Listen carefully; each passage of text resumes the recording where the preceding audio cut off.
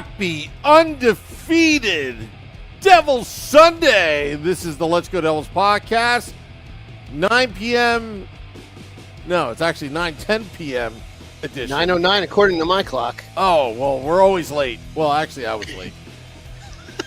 Streaming live on Facebook Live, YouTube Live, paying the $22 a month for X Live Premium, and Twitch on the Let's Go Devils Network. I'm your host, Sam Wu, coming to you live from the bunker in an undisclosed location in beautiful New Jersey. While Shorts Guy is at the highest point, and Beer Baron with the mountain view looking over across country to SCotty's Michael J. Fox Studios, who has been hosting celebrities all week, this past week and next week and the week. He doesn't have time for us to do podcasts. Sometimes I'm just making stuff as we're going along. Devils off to a great start. That's the title of season 8, episode 4. 2-0. 2-0. And the super chats are coming in from Nintendo Wii in the YouTube Live. Chief Keef brings the beef. That rhymes. It does. Look at that. Yeah. Woo, super chats already. Thank you. Paul Cotter on pace for an 82-goal season, which we didn't expect. Yeah, that would be something. That would be right there on the did not expect that column. But you did expect him to be as good as advertised. That kid's dude. He's looked pretty damn good so far. Yeah. And that goal he had was slick. Absolutely slick. I don't know. Wow. I love what you see for the first 2 games. And look at that, Seamus Casey. Seamus Casey with a beauty of a goal too. And that's the one story out of training camp that I thought was the most intriguing was what was going to happen because of Luke Hughes. And Seamus Casey was like, I got you. We're good. We're going to be just fine. Don't you worry about that. And he stepped into a big role. And then you got Kovy, don't call me Kovacevic, putting in 2 goals in 2 games too. So, I mean, getting contributions from guys that are not named Hughes or, it's always good when that happens. Even though you would like to see Jack score, it's nice to see it when it's going in from other places too. Yeah. But he's shooting, though. He's shooting. He's shooting. Yeah, he's shooting. And going into corners. Timo had like 9 goals, or 9 shots, 9 shots the other day. But Jack is also creating goals with secondary assists in that second game at least. He's got 2 assists on the season so far. There's nothing wrong with this team right now. There's nothing wrong. Oh, no. The only thing that's wrong with this team is too many giveaways. That's the one area that they need to work on right now. First game was 22. The second game was 25 giveaways.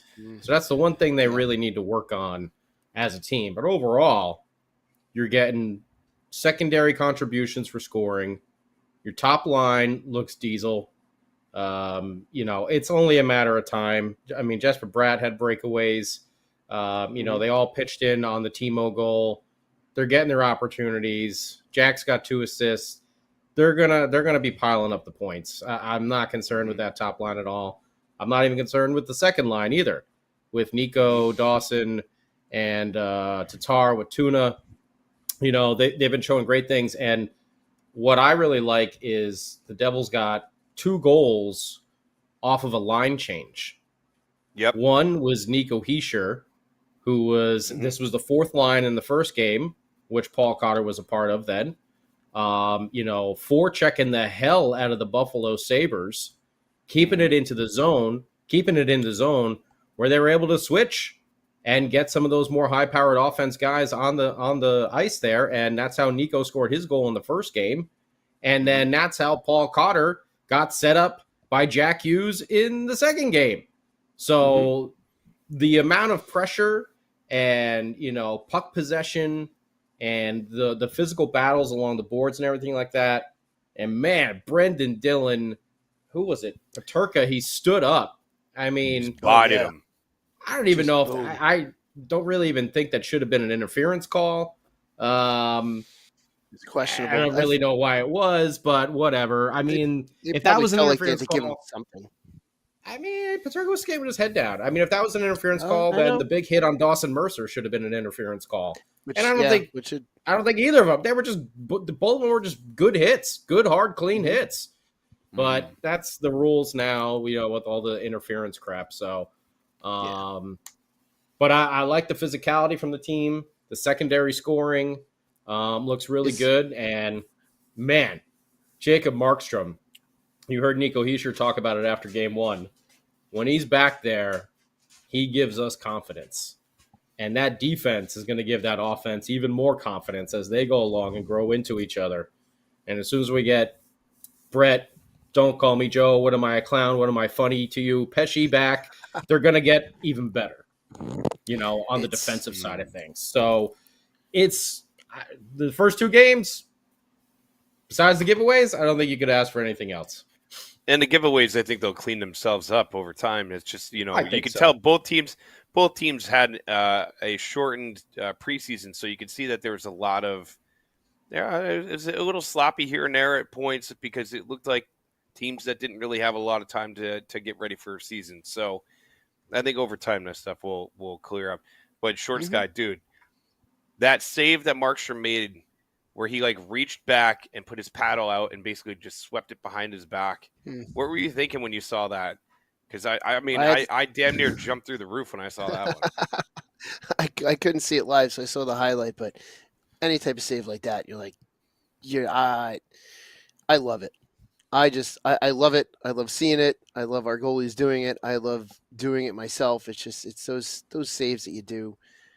And those are those type of saves. They're not your standard saves. So when you get to do them, it's a bit exciting, and to see someone like Markstrom do that, to get that type of goaltending that we've been searching for. It's one game that he's played, and it looks like we've got our guy for the next 2-3 years. So now we just gotta move forward and do everything we got to do to win as much as we can right now. So how hard is that, speaking to a goaltender right now?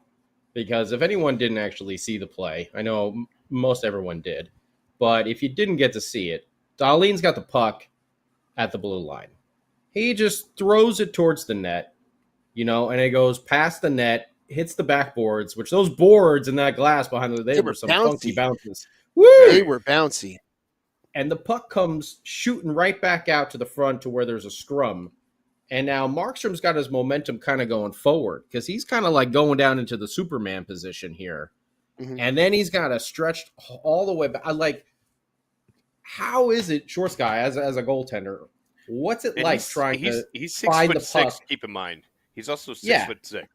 He's 6'6", but still, all of his momentum's going the opposite way. No, and that's just what I'm saying. how hard is it to track the puck on those, shots that those, it's not like some big laser. It's just an easy shot that comes in but bounces back. How hard is it to track a puck when it bounces back like that? It's difficult. You're kind of guessing at that point at times, and you're just. I'm just rewatching it now, just to be able to give you a real good, solid view. But it's kind of a desperation save. You know where the puck, where you're going, where the puck went, so you're just going to throw whatever you can over there to make that save, and that's really what he did there. And you just kind of have an idea of where you think the puck's going to go, and you throw whatever you can at it, and it doesn't always work, but when it does work, you get reactions like we have here for that save, and it's huge. When it does work, you have a save of the year candidate in the first game in the first period of the season. Yeah. And it's a lot of it is instinct as well. Like you've played the game for so long, you know what you need to do in that type of situation. Like where the shot is at least going to be coming from you, because you realize you're in the wrong positioning, and you just throw what you can, and you kind of get lucky if you make that save. And like you said, you get a save of the year candidate, and you miss it, and Dahlian gets that goal there. So they're fun to make. Those are those desperation saves, though, that like it gets your team jacked up. It gets you jacked up. It's it's fun to make them. It is really fun to make those types of saves. But a lot of it is just like, I know where I should be, and I'm just going to go that way. And you do that. It's you just kind of hope you just hope you're putting the right. You're putting the right appendage in the right spot to make the right save. It's almost like an experience save, I've been through this. I've had this situation happen to me before. I just remember, and this is what I'm going to do. So it's kind of just like an experience and an instinct kind of together there, like meshed. Exactly. It's one of those things, and especially if you've already known to that point that the boards are bouncy. And you know that if that shot is not going to go the way that you want it to, you kind of know where the shot, not the shot, but you know where the puck's going to bounce out. But yeah, it's one of those things where you hope to not have to make those types of saves, but when you do make them, you're really pumped. But yeah, it's experience, instinct to just do what you got to do to make the save, and that's really. But that also shows, too, that he's willing to throw whatever he has in front of whatever he needs to in order to stop the puck. And it was the scrum. And he also got really lucky that, he makes that save to his right, and it squibs underneath him and goes out the other parallel side, to the goal line and out the other side, because that could have hit a number of things, including Markstrom. Well, obviously he planned it that way. Yeah. Okay. Yeah. Sure. Yeah. That's exactly what he meant to do. Yeah. It's at that point. You get really lucky, and you just kind of hope that it goes in the right direction when you make that save, and you're not thinking, you just throw what you can there, and it just happens to go the right way. But you feel that sense of relief when you know that you got it and it goes through and by you, and it didn't go anywhere near inside the net, and it could have gone a million different directions, but it went that way, away from the net. That's the relief when you make that when you make that save, and then you know that it's gone that way. And I'm sure the defensemen were talking to him, telling him to your left, or glove side or whatever, telling him something of where it went. But yeah, you're pretty pumped when you're doing that. Now, at least I am. I don't know. He's a professional, so he just may be like, well, I made the save. Yeah, but what else is nice? I told you I had it, boys. Yeah, seriously. And what else is nice about the whole situation? Playing back-to-back games, there's a lot of people that were asking if he was going to play in both games, but then you get, Jake the Snake Allen, who comes in and plays just as well. He played a really solid game too. So, I mean, it gives you that confidence that you're going to have that 1A and 1B situation, at least in two games. I understand. Very, very small sample size, and it shouldn't be like a small sample set. Yeah, we shouldn't be getting ahead of ourselves, but at the same time, the small sample was a good sample. So it's like walking around Costco. You can get that little sample. Sometimes it's nice. Sometimes it's good. And I don't know if you guys... Oop, go ahead.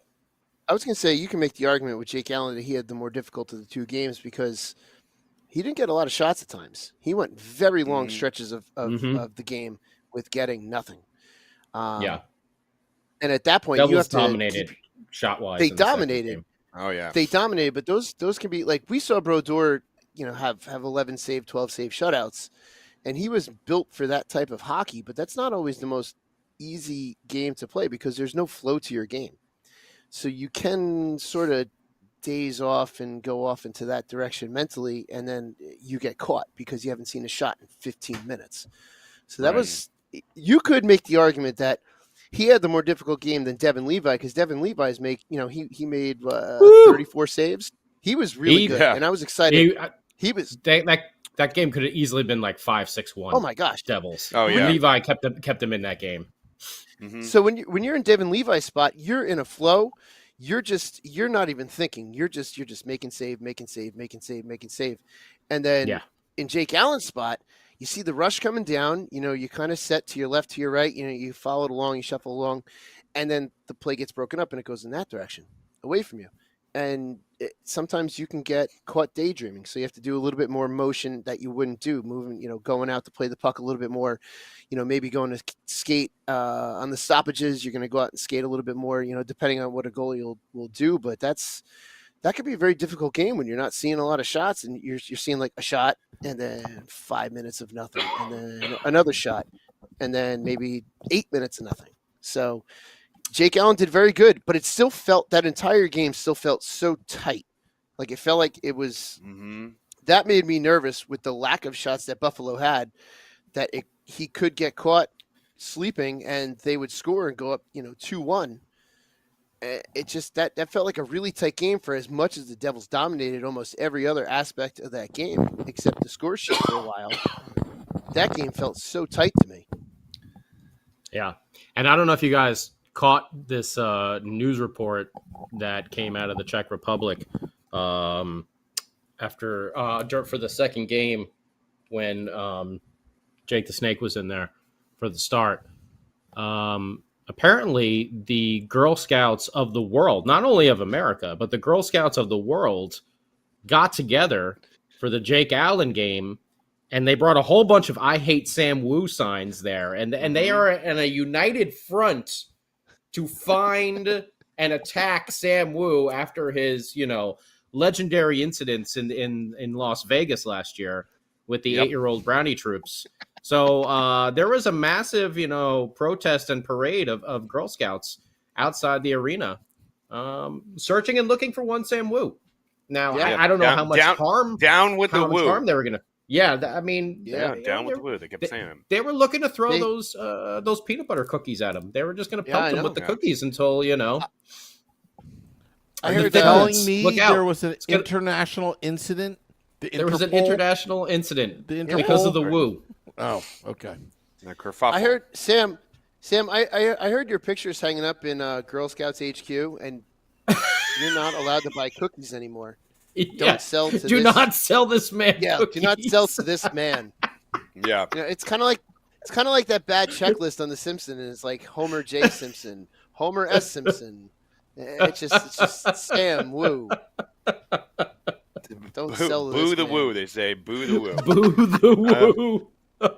That's actually and I'm glad you guys mentioned it because I heard that's a new merit badge this year, the Boo the Woo merit badge. Boo the Woo merit badge. You can find Sam Wu and boo in his face.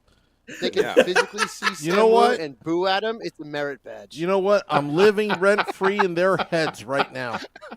Yeah. Them and Ranger fans. Ranger fans and Girl Scouts. Boo the Woo. Yep. Boo the Woo. Can I have a little sash? A little big badge. This one was my first aid badge, and this one was for booing that guy Sam Wu and telling him he sucks. Oh man, that was good. Next to the archery badge and the and the cooking and badge. Whatever it is, crafts. Yeah, whatever they have. The Boo the Woo and the crab leg badge are two pretty big ones to get. I didn't make it too far in Cub Scouts. I got kicked out because I would never go to any of the meetings or anything. So I just wanted to go on the camping trips, and that was it. And they were like, "Nah, get out of here." I never made it to Boy Scouts. I think I was only a. I think Cub I Scout. subscribed to Boys Life magazine too. Do you remember that?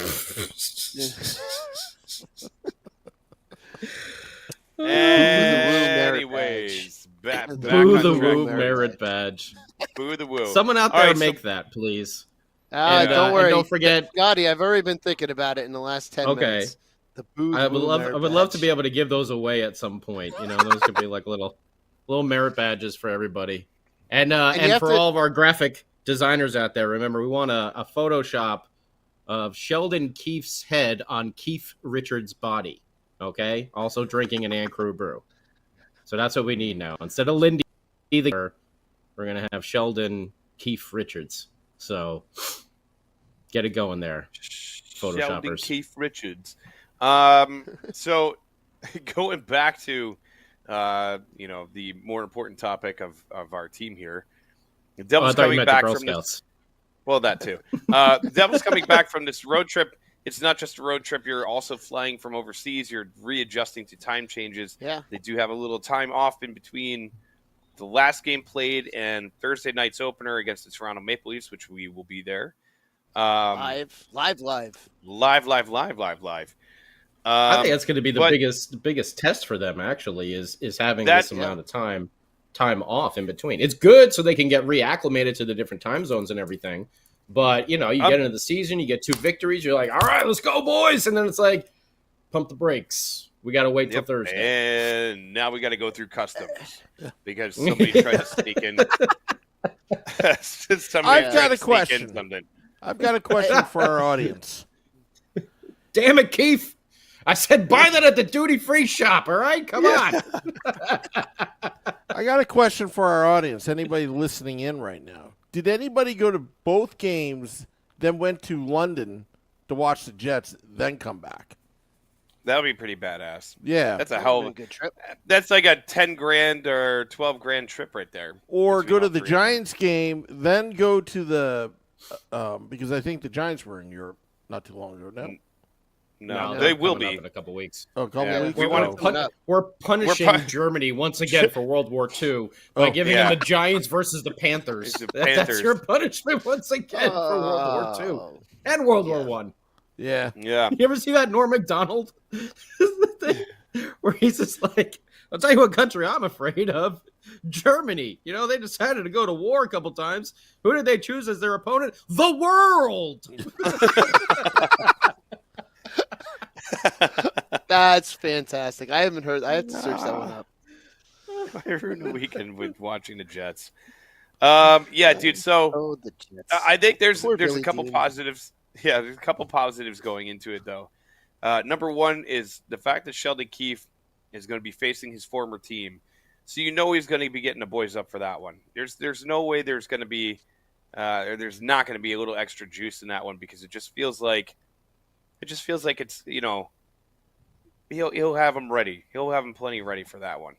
Home opener, the crowd's going to be jacked. It's going to be loud. Everybody's going to be excited. You get to see a lot of these new faces out in the ice for the first time. So getting to see Cotter out there for the first time, getting to see Kovacevic out there for the first time, and Dylan and all these guys. Warm-ups are going to be fun. It's going to be it's going to be a really fun atmosphere. It's going to be a lot of excitement. So hopefully, if there is any of that layover or the jet lag or the whatever, by then, by Thursday, they should be worked out. They'll probably get at least 2-3 practices under their belt before then, and come into this ready to rock and roll. And I'm excited. It's like watching these last 2 games. The one thing that I kept getting nervous about is when we built the lead up. It was the ghosts of the past, the goaltending, and the stupid mistakes that would happen. And it was just like it didn't happen because you had Markstrom back there, and then you had Allen back there. And if you remember last year, Allen had some really solid games for the Devils too.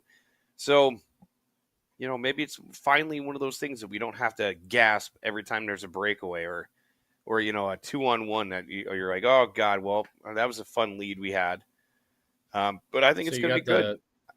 There's the ghost of Christmas past basically is coming. Shaking their chain. Yeah, shaking Watch their out. Watch out. Glove side is weak. Oh, my God. Get out of here, crotch. It's a 2-on-1. He's going to blow it. He never goes for the pass. Oh, yeah. Dude, it's going to be fun. I think, Thursday's going to be so much fun. I can't wait. Yeah, it's going to be a blast. Nice to be back there. It'd be great to be back there. Just to be back amongst in the Rock, at our home at American Whiskey. It'll be fun to see everyone. It'll be fun to see everyone that we haven't seen since April. I haven't seen Ted since April. I haven't seen Tom since April. There, Beer Baron, I got lucky enough to see you over the summer, but a lot of everyone else, I I mean, Scotty, I haven't seen you since February in person. Yeah. I know you're not coming out for this game, but it'll be just good to get everyone, basically get the band back together at American Whiskey and just see all our friends and be able to talk Devils hockey and go and hopefully watch this team just continue to come together, because right now what we're looking at is an exciting team that's in front of us, and I feel like this is one of those seasons where hopefully we're gonna have to just let's just enjoy every single game, because my hope is it's just gonna get better and better. Did you hear Sheldon Keefe afterwards? After the first game, one of the reporters there asked him, he said, are you surprised that this team came together so fast like this? And he was like, no. Because they've practiced. Stupid. You stupid. Yeah, dumb. He's like, I'm at practice every day. I see what these guys are doing. Yeah, okay, great. We didn't win our preseason games. Who cares? 7-0. They knew 7-0. Yeah, they knew what they were doing. And so no, I'm not surprised either, because this team is really talented. And these young kids, as we've been saying for a number of years, they're not really too young anymore. They're all starting to move. I mean, we still do it. I'm not going to say them all, but your Jacks, your Jespers, your Nikos, Timo, these guys are all moving into their prime years now. They know what's up. They got that experience. We went through those growing pains, and they learned at the highest level possible. They didn't have that AHL experience. They came right up. Yeah. And so these young kids that we've been talking about, they're a little bit more mature nowadays. Mm-hmm. And they're going to be able to handle a lot of this stuff and be able to, it's going to take, it always takes a while to learn a new system and stuff. But I think they'll get acclimated a lot easier than it was maybe, say, like 3 years ago, when they were still getting themselves acclimated, still finding themselves as a player on the ice, Yeah. Steven Engel. No. We're not doing that. Anyways, he's making bold predictions. He said the Rags and Oilers finals, or Rags and Stars. Times are becoming very different, my friend. And Brooke just predicted 82-0 in the chat. 82-0. That's 82. Here we go. I think that's an obvious one too, Brooke. I came close to doing that in NHL. In NHL, I think it was like NHL 14 or 30, whatever it was. And I was 80, or no, I was like 76-0. And I went to play a game, and the freaking game accidentally played the game for me, whatever the hell that's called, I forget. And I lost to the damn Ducks. So I went 81-1. I was so pissed off. I was like, how much work that was? Stupid computer. Anyways. I guess Steven Engel is we finally found out who Cornhole was, our old friend Cornhole. It was a Steven Engel. There he is! Son of a bitch. There's a burner account. Steven Engel's burner. That's a mighty bold prediction. I don't know if I'd go that way this year with it, but whatever, to each their own. But going back to some of the things that you were saying, like one of the things that I really enjoy about Sheldon Keefe is I feel like he's the right voice for this team, or at least, like I keep saying, it's like so far, it's good, but he seems like he fits this team, like the young players. And then you look at somebody like Seamus Casey, and you're like, oh, this young kid. He's not that young. He's 22 or 21 or 20, between 20 and 22. I like how you keep somewhere in that range. Lower and lower. Yeah. He's in the 20 to 25-year-old category. 20 to 25-year-old category. He's like when you're signing up for health care. He's an age bracket. He's in like the 18 to 49 category over there. Yeah. That range. White male demographic of 18 to 48. So he's around that area. He does enjoy the tunes.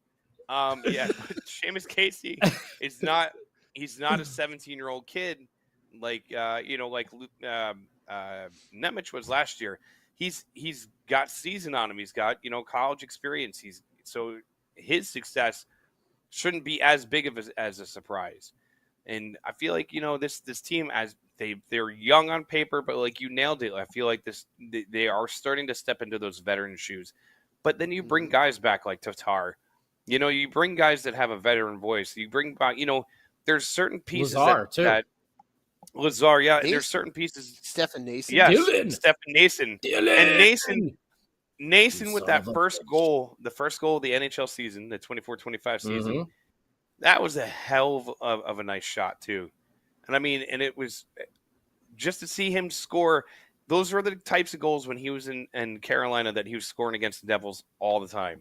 So I'm so happy to see him out there doing his thing. But yeah, you got a good mix. A good mix.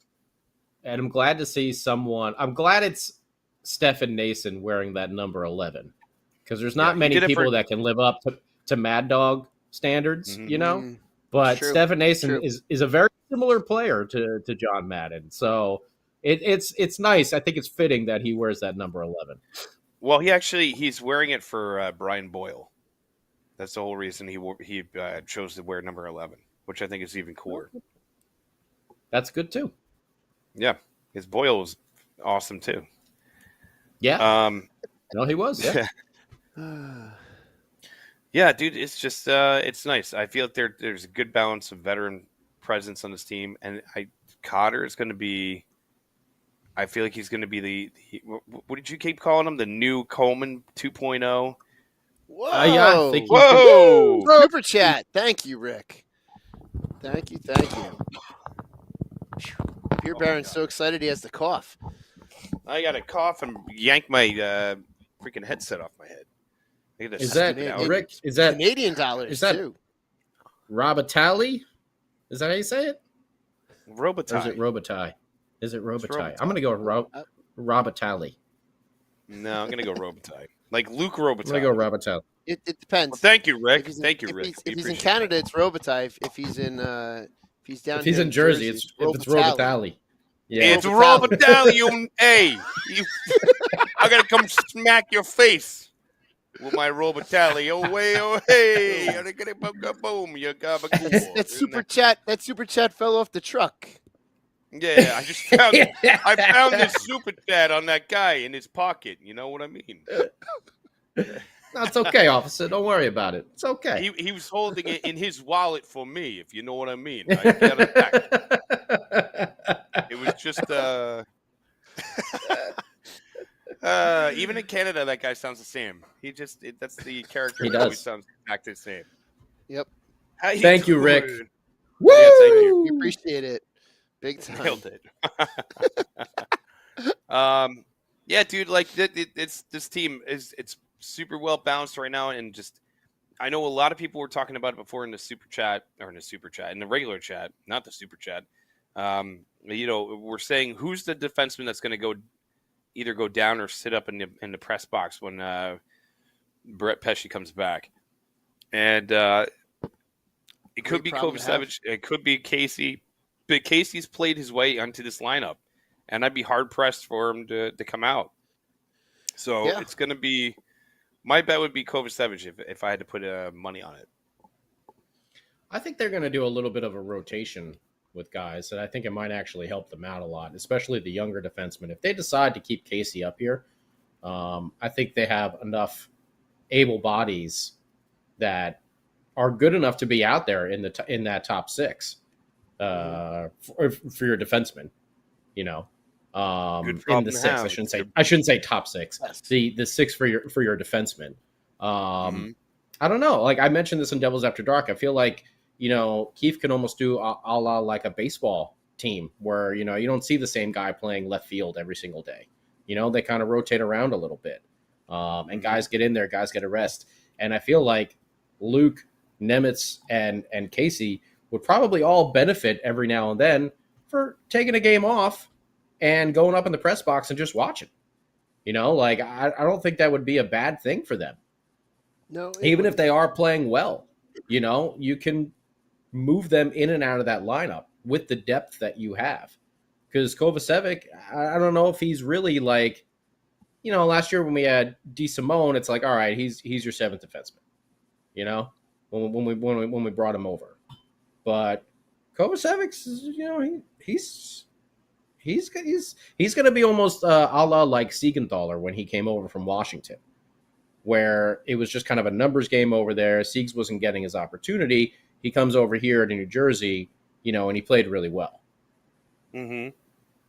I think Kovacevic will have the same sort of, outcome, I guess. I can't think of the word I'm looking for here.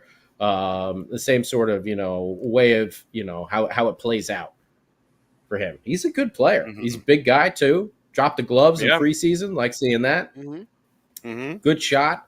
Moves that puck around. Got good hockey sense. So, yeah, I mean, and that's the thing that's really impressed me so far about Seamus Casey. Woo! Some of those outlet passes, man, he looks so poised and confident out there. For a kid that's just coming in, for the first time, man, he looks like someone who's had some real like NHL experience before. And yes, playing at Michigan and everything like that, but playing at the college level, we know is not the same as playing at the NHL level. It's different, yeah. It's definitely different, and it takes a while for the game to slow down. But it looks like the game is already now. Again, it's only been two games, so we'll see how it all pans out. But from the get-go here, he looks very, very comfortable out there. He doesn't look like he's guessing where he has to go. He doesn't look like he's just getting rid of the puck, because he's not having time to think. It looks like he's processing the game at the NHL speed already. And you see him out there skating with his head up. And he's making some really great outlet passes and sparking the plays. Like I've been super impressed so far. And I think Sam Wu hit the nail on it. I don't know why. I thought Seamus Casey was even taller than he is. I don't know if he just seemed like that when I saw him a couple. Yeah, he's short. 5'10". Yeah, he's 5'10"-ish. They say. But yeah, I think Sam hit the nail on the head. He's looking a little Rafalski-esque.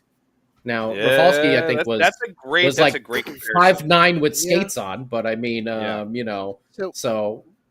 Casey, they got that movement of the puck and that eyesight. They just see the ice really well. Real quick, by the way, he was named the player of the game, and he was given a Rolex. Rolex, yeah. So he got a Rolex for being player of the game. Both players of the games, I think, got Rolexes. And Yager dropped out the first ceremonial face-off, dropped the puck, and then Patty did the second one. And I don't know if you saw that, but Patty gave the team a hell of a speech to get them going before the game as well. Oh yeah, you know that he wished he would have had this opportunity in his playing career, play with the Devils in Czechia. But going back to what you said about having that rotation there, Scotty, if there are games to where maybe it does get a little quick for Seamus Casey and he does need to take a step back, whereas last year, Luke and Nemec, if they made a mistake, it was you go to the bench, you say, hey, listen, don't do that next time here, watch this. Okay, go back out and don't do it again. Yeah. This time, we didn't have any other options last year.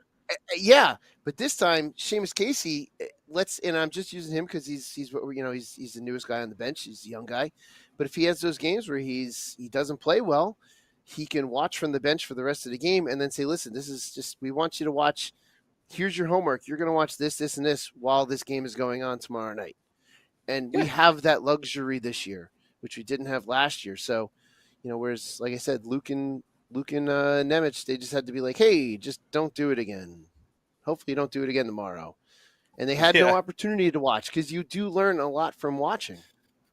You learn a lot from watching other defensemen. You learn a lot from watching other games. Like they have that luxury this year. And I know Brooke said in the chat we had about 1.5 actually solid defensemen last year, which is not too far off from the actual number that we had. But yeah, I like this 1.5. Yeah, 1.5 about 1.5. Yeah. Real quick, so something I guess this happened in yesterday's game. So yesterday's game, I missed a little bits and pieces. And what by the way, watching hockey at 10 in the morning, and for Scotty, what was that, 7 in the morning? Is a very interesting experience. I love it. I thought it was great. I thought it was actually really cool. 7 a.m. is a little early, but the 9 a.m., 10 a.m., I'm so used to that with football out here on the West Coast. I love it. I love it, man. I'm used to it with soccer. Welcome to the world of a Euro soccer fan, man. Yeah. You get to watch. You get to watch. It's an excuse to drink early in the morning on a weekend. What more could you want? I just sent you guys in our group chat. In our group chat, I just sent you the video of Brendan Dillon just demolishing some dude in a fight. Oddly enough, wearing like McGillney's number. But my favorite thing is not only after he just destroys the dude in a fight, like just rips his helmet off and spikes it on the ice and skates over to the penalty box. I didn't realize he was wearing the A. I didn't realize he was wearing the alternate captain. Saturday he was. Yeah. I love that. Palat was out for birth of his second child. Yeah. And the fact that they gave it to Dillon that speaks volumes of what the team feels of him and what the coaches feel of him. But I mean, dude, I love this guy. I think he's going to be one of those fan favorites out there because it's not only is it big body in the next couple of weeks. Oh, some Dillon jerseys, 100%. Just like you saw Pickle jerseys, just like you would see Miles Wood jerseys. Like he's going to be that guy this year. Those are the random jerseys we're going to see. It'll be Brendan Dillon jerseys. You're going to see some Dillons and some Cotters real quick in the stands. Yeah. Yep. And rightfully so. Dylan! Dylan, you son of a bitch. Son of a bitch. And if Sam Wu gets a new player jersey, just beware. Do not get either of no, Sam, only people who are retired. That's the only jerseys you're allowed to get now. Or a Wu jersey. Either yourself or a retired player. Yeah. And by the way, our buddy Vinny Parisi with this stat from yesterday, the Buffalo Sabres had 18 shots on goal. Timo Meyer. Sam says he's going to get a Siegenthaler jersey. Yeah, Siegenthaler. Timo Meyer, Jesper Bratt, and Jack Hughes alone had 19 combined shots. That is crazy. And you know what? Timo had 9. Timo had 9, didn't he? Something. Yeah. Yeah. And guess what? That line was cooking. Levi. Even though it was Levi 100%. He was even though they weren't scoring, they were putting so much pressure on the Sabres. And that line, once that line is really cooking out there and really gelling out there, good to see Timo get that first one out of the way because I always feel like he's that one that starts slow and he needs to kind of get. But that was like such a Timo type of goal. Like it doesn't have to be pretty, just get it in the net, crash in the net and just put it home. But oh man, I tell you, these guys, like if this line stays together. And even Nico's line I thought was so effective, like when they needed to be. They were out there being defensively responsible and just doing what they need to do.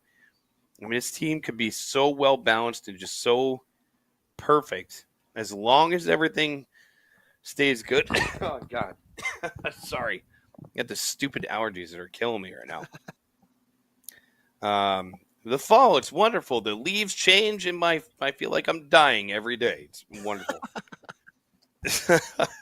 Yes. But yeah, I mean, like Dylan, Cotter, all these guys, all these new faces that are making a name for themselves right away. And then you got the guys that have been here forever who, Dougie Hamilton, is so nice to see him back out there too. And he had a hell of a shot. I mean, he didn't score, but he had a hell of a shot on one of the power plays they had where the puck came up to him. He uncorked a slapper. That was I was just like, oh my God. So it's good to see that he has that. He's feeling it where he's got the confidence that he can still, reach back and unwind when he needs to let one go. So I don't know, man. It feels so good about this team. Feels so positive and happy about it. Yeah, because a lot of it is we're not worrying about every puck, every shot on net, basically. Yeah. For the past few seasons, we're just like holding our breath every shot against, It's like, yep. Yeah. Is it going to get stopped? I don't know. Is Nico Daws going to be on a hot streak or a cold streak? Is Akira Schmid going to play like he did in the playoffs, or is he going to play like he does in the regular season? Like what's going on here? Did Vitek Vanacek spend too much time at the hibachi grill last night? Like what's happening? I don't know. Yeah. It's a different story now. What version of who are we getting? We have better defensemen in front of our goaltending. Did you see that stat? Wasn't just a goal. That stat? Did you see that save percentage stat there? 968. $968. But Scotty, For he had Jacob like Markstrom. He had an 842 in the postseason, or in the postseason, in the preseason. There's a lot of people that freaked out, like, he's letting up 2-3 goals a game. It's like, dude, yeah, all right, that's fine. That's preseason. He didn't want to get injured going to Europe. Exactly. Yeah, well, that too. He just wanted to get through those preseason games to get to Europe. Yeah, you know? he's in no danger to lose his spot. He knows he's only going like 70% out there in preseason. He's just getting his work in. The only guys that are really going hard are like the PTOs and the guys that are really, really not sure if they're going to make the team or not. You know, you had the guys that weren't sure. You had the guys that weren't sure if they were going to Europe, wanting to make that case to make sure they were going to Europe in those first couple preseason games. Mm-hmm. And by the way, and there's another person too that's out there that we have to think about is LeBanc or LeBanc. He's in Columbus now, so we don't have to worry about him. Oh, we do. Oh, I didn't see that happen. Oh well. Well, yeah, he's in Columbus. He put on a hell of a show, and good for him then, because he earned a contract. If it wasn't with us, it stinks that he went to Columbus, but hey, he had quite a show out. Yeah, quite a show out. The last preseason game he played for the Devils, he scored a hat trick. So good for him. Good for him. That's what the PTOs. The PTOs are great for those players because if you're not going to be with the team that you're currently playing with, you're at least going to get. There's going to be footage of you doing what you could do, and then you can make your case to go sign anywhere else too. And unfortunately, there wasn't any room on this roster right now for him. Yeah, he was playing great, but I mean, like, where were we going to be? Yeah, yeah. But good for him. And I think Tom might be onto an idea here. Maybe we should get Sam to buy a Shesterkin jersey, and then see what happens. You know, all of a sudden next season he's in Vancouver. You know, like a big domino. A big domino fell with Swayman signing for what he did. It's going to make it tougher for Shesterkin to get his whatever he wants, $12 million. And Devils fans. I think what was it? I think it was 8 by 8. Was it 8 by 8? I think so. Whew. And Devils fans, think of this right now. You're looking at a Jacob Markstrom, Jake Allen combo. And if you go across the country to where I am, maybe like 6 hours north from where I am, to San Jose, how do you say his name again? Askarov? Or is it Askarov? I always Askarov is going back to the minors for kind of like a preseason for him, but he's going down. And look at that goalie tandem over there in San Jose, Mackenzie Blackwood and Vitek Vanacek. Weird, so weird. Yeah. Really quick. Nothing against VV. I wish them well. Moments, I wish them well, but I am so much more happier with this Markstrom and Allen combination that we got going on. 100%. Yeah. Real quick, earlier today, Nick DeSimone was waived by the Devils, and that just gives you. Oh, he was. Indication. He was, according to James. Did he Nichols. go through waivers? Did he pass through, or he was waived? So I don't know if anybody claimed. I mean, I think they have until tomorrow to claim him. So. Very interesting. Well, I figured he would probably go down to AHL level and wait for another call up if anything happens. Makes sense. I mean, it's a good problem to have. You know, that's all you could say. It's a good problem to have. Casey doing what he's doing, I think, is it could be one of those things too, where like you never know. He might not even play the whole year up in the NHL level, and this also gives Luke Hughes some time to recover, where you don't have to rush him back.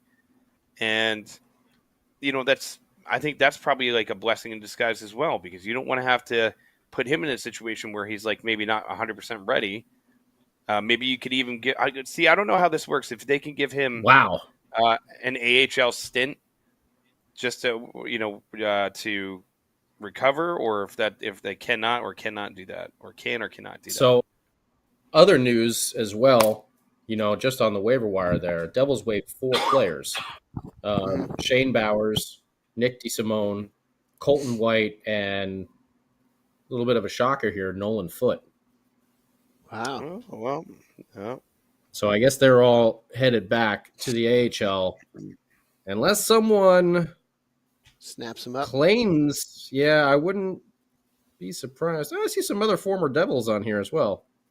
Is that Steven Santini? No. He's Ty still Smith? around. He can't. That's got to be a different one. Ty Smith, waived by the Carolina Hurricanes. Yeah, that sounds right too. God, that kid had so much promise. Yeah, remember everyone was complaining that he was being sent back. He wasn't up. Why isn't he up? And he hasn't been able to stay up anywhere. Yeah. That's kind of sad too. But yes. And there was also at one point we were having conversations where we're like, all right, well, who's untouchable on this team? Like, who can't you trade? And his name would be one of those names that you would be like, Ty Smith? No, never. You can never trade him. Well, and then it became like, I mean, that's because he made all the steaks for Jack Hughes. Jack had to find a new, steak chef afterwards. So It's I mean, true. that was the main concern there. Mm-hmm. Who's gonna cook the T-bone for Jack? Seriously. Yeah. But wow, Nolan Foote getting waived. That's of those 3 players, Colton White, Nick DeSimone, and Shane Bowers. I mean, I think Nolan Foote might be the one that someone might put a claim on. But he is on I think he's like, 24 now? So he's definitely an older prospect who just doesn't seem to be able to make that break to the NHL level. So we'll see if any of those guys get claimed. Mm-hmm. But if I had to put a guess on it, I would think Foote would probably be the most attractive to someone. Just because Bowers, DeSimone, Colton White, you know what you're getting there with those players. Mm-hmm. They're those fringe AHL, NHL kind of players. Is that what Nolan Foote is going to be? One of those fringe guys that can do well at the AHL but never really breaks through at the NHL level? Yeah, that's a little bit of a shocker. We'll find out. I think Foote would be one of those guys that like Zetterlund. Remember him? Like he kind of was like a borderline fringe player for the Devils. Like he started becoming like an everyday player for the Devils. Goes to the Sharks in a trade and becomes an everyday player and actually plays pretty well. So like I wouldn't be shocked if he gets picked up by another team or if he gets put into a situation where given an opportunity where he can play, bigger minutes, maybe he will have an opportunity, Sometimes it's just a change of scenery and a new system for a player that they can break out. I mean, I feel like forever, whenever the Devils would trade somebody, they would ultimately play so much better in their new city. I felt like for a long time, whenever we let a player go, that was what would happen. But hey, sometimes it happens, and if that's the case, well, you know what? Good luck. Hopefully you do well. Yeah, we gotta see. Yeah, I mean, I see some people, JP and Tom and Steven, about Foote being slow and that back injury and everything. So maybe that has something to do with it. I mean, could be. He's lost a lot of time due to injuries. So maybe that is something there. Mm-hmm. Yeah, I guess he is kind of injury prone. But you see that big body and that size, you get excited. You hear the name because you start associating his dad's play, even though his dad was a defenseman. But he was really good. Had a lot of years there with the Avs. During some of those glory years too. So yeah, I guess we'll see what actually happens if he does get claimed or if he does end up going back, to Utica. See, find out in the next couple hours. Yeah, Selecta. So why did we trade Coleman for Foote again? I think we were trading Coleman for the first the first round pick, not so much Nolan Foote. That was just a and listen, at the time, toss it apparently. And at the time, it was all right because like Nolan Foote, like there you see, and I mean like it's not even like it's a dead project. It's not like a Ty Smith. There is still a lot of potential with Nolan Foote. So we'll see. Who knows? And you get players, you move on from players. It happens all the time. And sometimes you see these guys like get waived or go to other teams, and they pick up and they like they take off. So who knows? It is definitely interesting to see when they go that route. Also, there's sometimes there's just like surprises. Like you'll see guys get waived, and you're like, damn, that guy got waived like from another team. You're like, how is that possible? My question is, so if somebody does claim him or somebody does claim one of our waived players, I forget how this works. If there's compensation that goes back, I don't think there is, right? Like if you pick up somebody on the waivers, like you don't, I don't think you have to compensate the other team in any way. No, I don't think so. I think the Devils just are able to clear the cap space. Yeah. I don't know if they're. I don't know about that. I don't think they can match it. I know it just clears. It clears their money if someone off the books. if it's kind of like a really weird period of 12 hours, 24 hours where you could just be snapped up by anyone free of charge, basically, and that contract I believe just gets transferred over to the new team. Yeah. So it's kind of like a weird free for all. I don't even know how to describe it. I don't want to say like a purgatory of players, but it's kind of like that weird free for all period where you could just be snapped up by anyone. Yeah, there's no compensation. That's the risk of the waiver wire. Yeah, it'd be funny. Like he goes on waivers. They're like, "Oh, you're on waivers." He wakes up the next morning and there's like a white shirt and a black tie on his bed, and they're like, "You're going to Utah." Here's what they wear on the way. You are now a super soaker. Yeah. Oh my God. Yeah, we got some. Utah, I don't mean to change the subject. There's some drama going on in this Padres-Dodgers game over here. Oh. Like Profar's getting into it with the fans and the stands. They're like, did you see what he did? Did you see what he did? He robbed Mookie Betts hit what could have been a home run, and he robbed they're just going into the crowd. He robbed it, and then he like turned around and was like taunting the crowd, and was kind of talking smack. The game is like stopped. Like they were throwing baseballs at him and everything like that. Nice, I love it. Wow, it's like that Simpsons episode where they're throwing pretzels. Yeah, it looked like he was about to just run up into the stands, playing on the like 70s Boston Bruins style. That's crazy, man. Well, sorry, didn't mean to change the subject. Fellas. No, it's all good. But listen, this is such an awesome time of year because you have football going on with the Giants, man. Whoa, come on! I want them to lose, but they win. Their game today. Yeah, they end up winning. They block the Seahawks going for a tying field goal, and the Giants block the field goal, run it back for a touchdown. It was crazy. So the Giants win today. That was nice. I'm in fantasy football hell though because my fantasy football team can't win. I haven't even looked at mine today. Ugh, it's terrible. I feel like I'm going to regret this. Yeah. Yeah, I do. It's good because we got some hockey back, and hockey's full swing. We got a good Not Devils yet, full team. Full swing this week. About.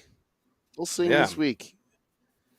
And it's nice to watch. It's nice not to have like we'll see how they do. Well, I don't know. We're still developing. At least really. This team, the way it's constructed, is let's put it this way. Let's go, boys. Yeah. Mm-hmm. The longer we go into this season, without the not good enough sign going up right over my right shoulder, it'll be a good year. It's I've got it here. or excuse me, this is my left shoulder. I've got it to my right over here. The not good enough sign. It's ready and raring to go if need be. But the longer I don't need to put the not good enough sign up, the better we're doing. I think so, yeah. But I think we're coming to the end of the old show here. And we should wrap it on up and head into some final thoughts about our new season that is now officially underway with a 2-0 New Jersey Devils team. Outscoring their opponents 7-2. Good goaltending. It's a lot more physicality on this defense. And you already know the offensive side of things. I'm never worried about scoring those goals. It was always stopping the goals. That was always the issue here. So yeah, I'll just say for my final thought, really excited about what these new guys are going to bring to this team.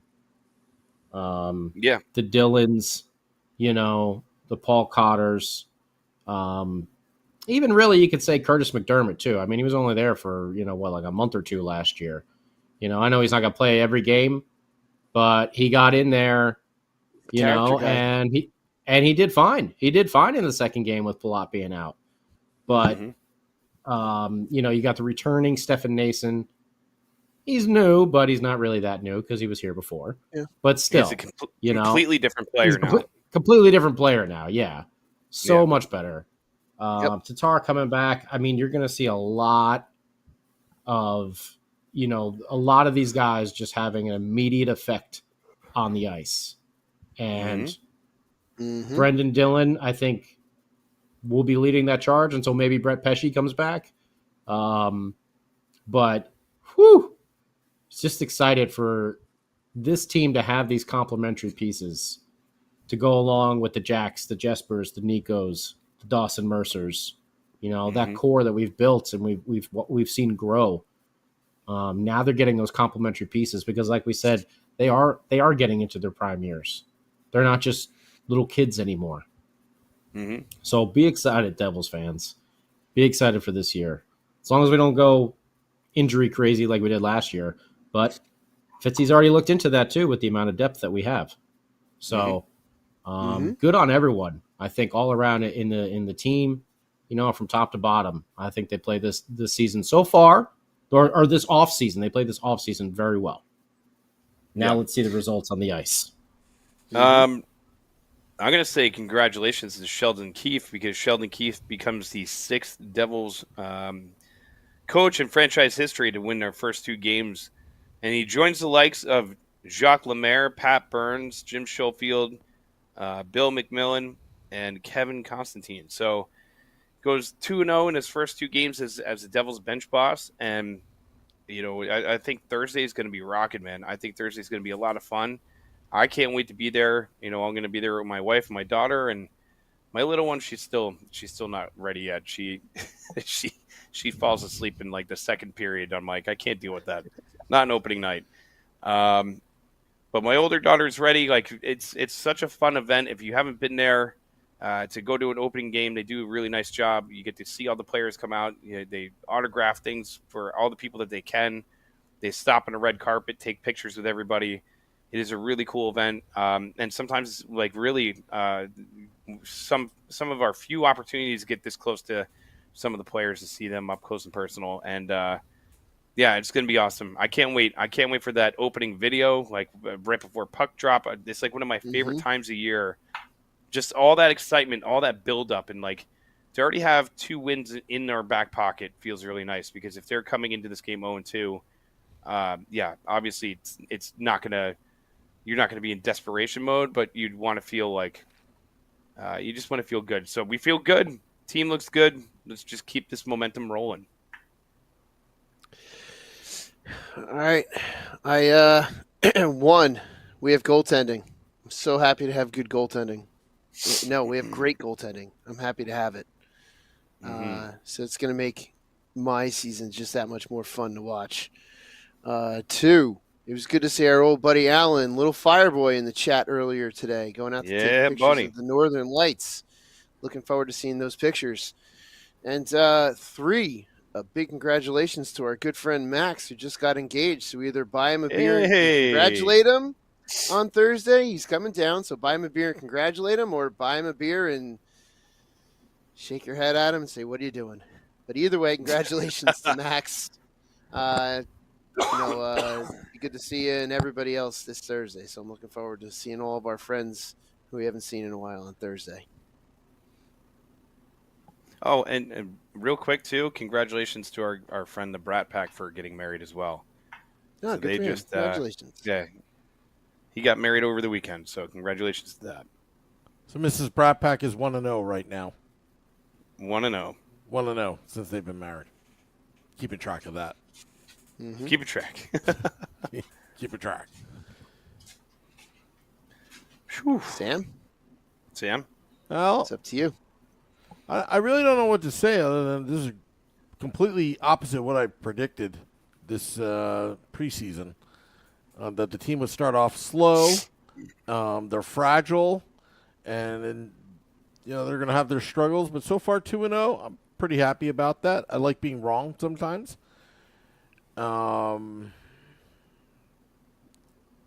Keep the momentum going. Let's see, Thursday night, we'll be at The Rock at American Whiskey before and after the game. Game Day Live and Devils After Dark. Also, we're going to debut a new podcast this week. Bruce Zeman, good friend of the podcast, and I are doing a little podcast called NHL Drive. It's going to be more NHL focused, but the ending of the podcast will be Devil centric as per usual. Check that out this week. Also, just on a side note, Shorts Guy and I booked our flights down to Tampa. Oh, yeah. In mid-November. So sign up to joinourcrew.com. We'll have more information on that when we go to Amalie Arena. We're going to have to figure this one out, but we will. Hopefully we'll figure it out. Hopefully Tampa's still there after the storm, but yeah, we'll be there somewhere outside Amalie Arena. The Let's Go Devils podcast. See Andrew, the owner of Sandbar Sports Grill in Cocoa Beach, Florida. I'm sure he's going to be there. He's actually going to be up in New Jersey on the 14th. But big shout out to Andrew, and also again, congratulations to Max and his fiancée for the engagement. And that's about it. And also, Tom, thank you for about a few months ago. I asked you about how to solve the leak in the bunker, and he had some plumbing techniques, and it actually worked. So thank you, Tom. You did something useful for a change, other than riding me out to Beer Baron. That's it. All right. Well, I'm gonna hit the button. There we go. More podcasts this week. Keep it here. We're back. The Let's Go Devils podcast, dropping the podcast in about 20 minutes for your morning and afternoon commute. Well, till next time, let's go Devils.